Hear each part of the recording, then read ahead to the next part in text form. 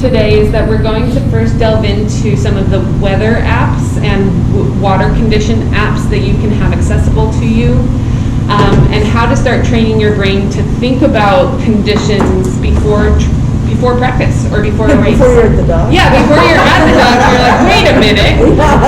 So that you can start having a plan for like, what am I going to be thinking about safety-wise? Also, what am I going to think about with the best line? So I'm not putting my paddlers in the hardest condition for their practice or race, right? After that, we're going to be getting into mapping. So there's so much to learn from a visual of like, how does water move around objects in the water? How do objects in the water help you or hinder you as you steer? So looking at what objects can help you and hinder you as you are steering. And we will be able to do that both with a familiar body of water, but also a brand new body of water where you don't have any of your cheats of like, somebody else told me these things were there. You'll have to do your own sleuthing for like what you should be looking for. We'll be working on mapping a course for a race. So we'll pretend you're getting ready for a race and you'll map your best course. And then we're going to talk about the next level of steer strokes. We've already learned the poke and have gotten a few people more like adapted to like paddling while steering, but there's a few more strokes that really help you start being a steer paddler. So we'll do a little bit of that demo in class, and we'll help you, like, we'll have another graphic for like thinking about what side should I be on, what paddle strokes should I be doing given how the boat's moving and where people are paddling. Then we will take a break and we will get you on the water so that you can start practicing those strokes. Okay? Brennan and I will be your seat fives today so that we can help answer any questions, and we'll also model what this visual looks like in action. And I hope that dual way of doing, actually triple way of like teaching you, visual, verbal, and practice can help sink in some of these things. Yeah. Any questions for the day? Sounds awesome. Sweet. Okay, cool. So let's start with our apps. Let's go first to the current app. It's the one that I sent in the third email. It's very, very, very, very long. I'm on nwis.waterdata, etc. First off, let's talk about what velocity actually means. So velocity means that it is the speed of flow of the water, right?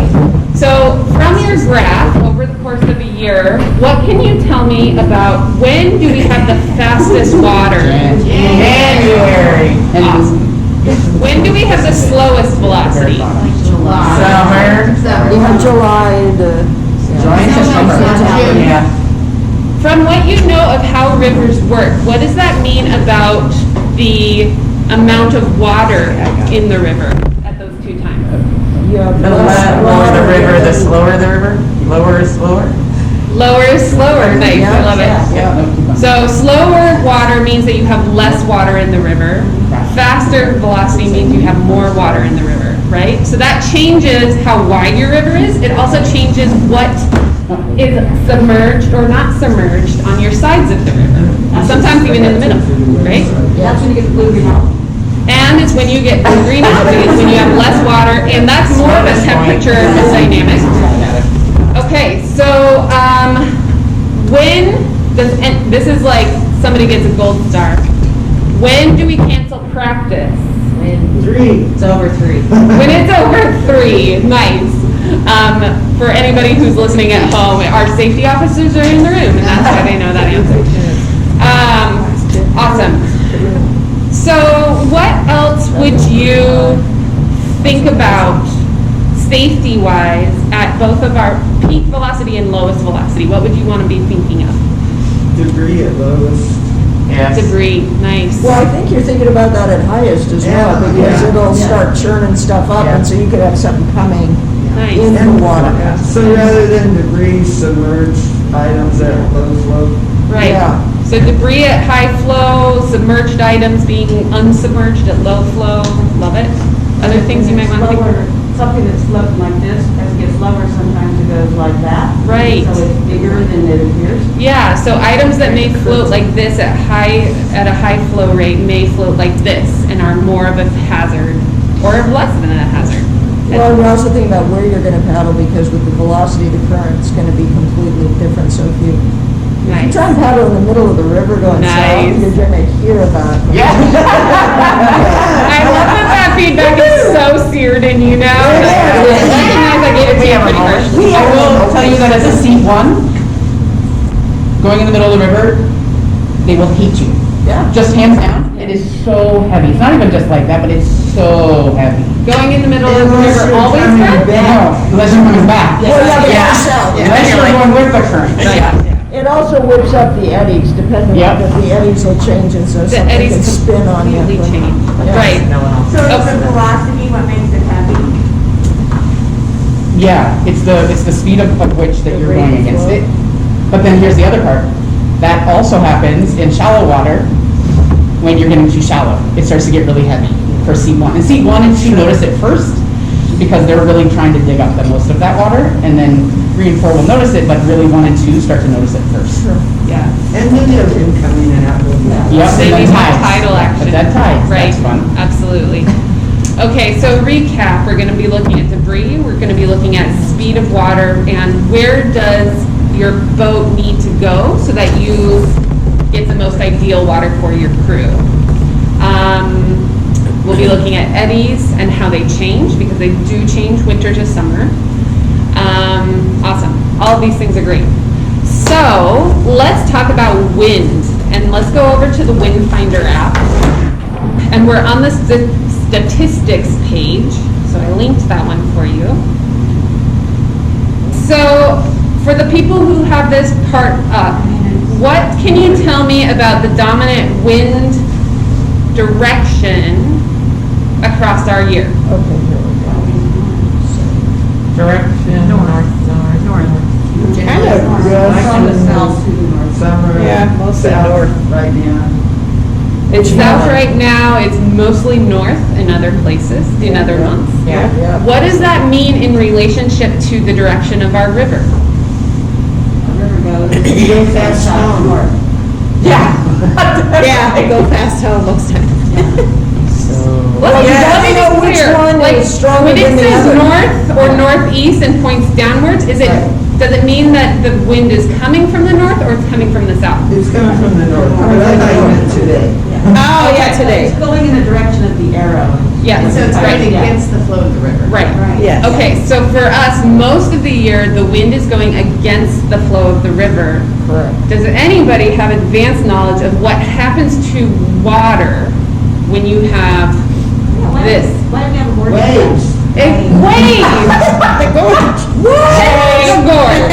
All we need is a funnel, and we have a gorge situation. Absolutely, and sometimes we do. There are days where it gets that choppy out on our water, and it's because something's going this way and is Yes. encountering So it's something pushing going the that way. surface of the water So down. we have a cresting condition, right? So We do. how does that change in the winter? It's worse. Read your data, tell me what you think. Well, in January today, in January, it's gonna be, Yeah. we're gonna fly, So we're coming off. in the winter, you have a south wind. Yep. Right. Unless we it's have just one of those opposite. Arctic things or something. Yeah, so sometimes we'll have a south wind, and so we have current and wind going the same way, right? And so Exactly, you middle of the river. Rick Run ride home. Yeah, yeah. Do you have waves at that time? You can, in the same direction. I mean, The other night, last week. big wind and velocity. Yeah. Correct. Yeah. So, I don't know if you've been able to track the data for this. You need a lot more wind when it's in the same direction Sure. to get that kind of friction. That makes sense. This is, you can have waves this way at 5 miles an hour. Yeah. This way, you're gonna have 15 to 20 mile an hour winds in order to get enough friction for a wave to cross. And when it's going like this, that's where you get the white caps. Yeah, yep. Cool. So, what is this data? This is like north, north, north, north, north, north, south. right? What is it not sharing with us? What do you know about our river and our conditions that isn't reflected in this?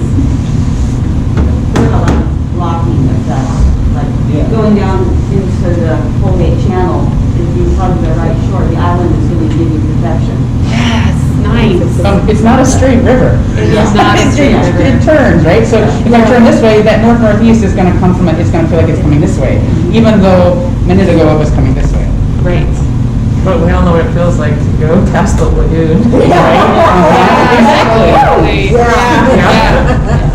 Nice. So your land masses are changing wind flow, right? And they're creating pockets of funneled, fast, hard, and also like relaxed pockets of leeward sides, right? Yep. Yeah. They're also not showing you that we have temporary changes in wind direction. Like we have south winds quite frequently, but they're never dominant, right? So you may come down on a Saturday and all of a sudden things are coming from the south or the west or the east, and it's just one of those days that isn't normal. It's not the dominant majority time. Nice. It's So also not showing you gusts. and it's not showing you gusts, which can come from all over the place. It can be really bad too. I mean, you gotta know, is there forecast for major gusts? Right, exactly. Well, and also, just because the way it's shaped here, the wind comes down the west side, and then it lifts up a little bit and before it goes across. Right. And so there is a little bit of a shift right at the edge of the shoreline. Has anybody actually paddled by Willamette Sailing Club on a day that has some stiff wind? Yeah. It's the worst part of it. It is the worst part of the That's why they're there. So what does that data tell you about a normal practice? Say Willamette Sailing Club says it's 15 miles sustained, 24-mile gusts. Might be a little less, Why, Jay? because we're not paddling right there. Nice. Yeah. So, exactly, like, you're gonna read this data and remember that that's the most intense wind that we're gonna have on this part of the river, and we generally is skirted. So, we could go out on a 15-24 day and still be fine, because we'll be behind the islands, right? You may make a decision not to go past Selwood, because that part gets really straight, it doesn't have any sort of like protections, right? Right. No bridges or anything. Right, nothing to like, Getting to Ross Island. from the yeah, shore, but- just getting to Ross Island is the point. Cool, awesome. Anyone want to say something about how tides affect our river? So when you have an incoming tide, there's water coming in from the ocean, and it will crest, and right about that time you'll have no water movement, and it's called a high slack tide, and that's the best time to go scuba diving. Just know that if you're out of your canoe, that it might feel like there's not a lot of water movement. Right. But that will change pretty quickly as the tide starts going out back towards the ocean. And because our river is not obstructed by a dam between here and the ocean, we get a tidal influence that's sometimes 8 hours different from the coast, but still we get these highs and lows twice a day. So it's a diurnal tide. It looks like And that. it does sometimes make a difference, but you can feel it quite often. And if you can look on the website and follow it, and then you get tuned into that a little bit. You can use it to your advantage if you're doing a 500-meter race course. So, That's awesome. Thank you for that overview on tides. So, what if you don't look at this app before practice? What could you see in the water that shows you tide data? Where it is The height. Where it is, like how deep or low the water is? which direction it's going. Sorry, how do you, Going around Bridge of Batman. nice, how it's going around Bridge Abutments? and that looks wet. How it's wet? Nice! Ooh. Whoa. Alex, what were you gonna say? You can just see the direction of the water. You can see it, right. So you could be learning, like, you can know that our water moves this way. You know it's January where it should be ripping through here, right? But it's not. And it's just sitting there, right? So you're at a high tide or a slack tide, right? Or a low tide, slack tide. It also, like a boat has gone through, that there's no boats. So there'll be tiny little bumps. They won't be big, because they're not like big waves, but there'll be little bumps and you know. And then who's generating the wave? Yeah. Right, yeah, those invisible waves are sometimes tidal. I like how you kind of summarize that, Anita, that we have water flow, we have wind, and we have tide, right? And these are three main factors of how is our condition going to be. So good rule of thumb is that this is dependent on rain and snow melt, right? This one's dependent on season and storm capacity. And then the tide is based on moon and lunar kind of stuff.